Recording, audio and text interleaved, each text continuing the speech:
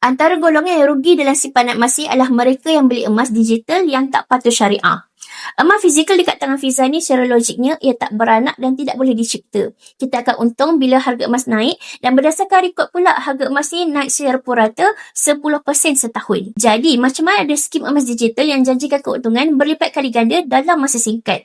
Biasanya skim ni ada dua masalah. Pertama, emas tu mungkin tak wujud. Yang kedua, transaksi tak patuh syariah. Emas adalah item ribawi. Bagi umat Islam, jika urus niaga tak patuh syariah, ia boleh jatuh hukum riba. Pabriku pula adalah syarikat jual beli emas yang telah iktiraf patuh syariah oleh Amani Advisor. Konsepnya mudah dan telus, beli emas, dapat emas. Melalui akaun emas Gap, kita tabur emas sikit demi sedikit dan bila dah cukup gram, kita boleh keluarkan emas fizikal pada bila-bila masa sahaja. Bagi mereka yang ingin simpanan emas bersama Public Gold, boleh isi barang saya dekat bawah tu untuk bisa bantu tunjukkan langkah dan cara terbaik dalam simpanan emas.